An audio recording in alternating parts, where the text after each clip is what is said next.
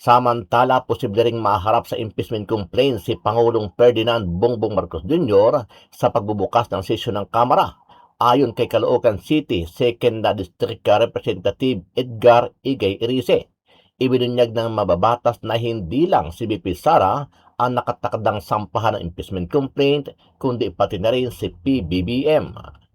Mukhang medyo exciting yung House pa sa Pebrero dahil palagay ko hindi lang yung impeachment kay Vice President Sara inaulinigan ko, meron ding mga kongresista na magpa-file din ng impeachment laban naman kay PBBM. Kaya dalawa yung abangan natin. Pakiulit ko pakiulit. May ilang congressmen ang magfa-file ng impeachment, hindi lamang kay VP Sara, kundi kay Pangulong Bongbong Marcos?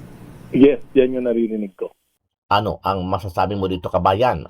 Sama-sama natin panoorin ang buong video at pakicomment nyo po ang inyong mga reaksyon at sariling opinyon.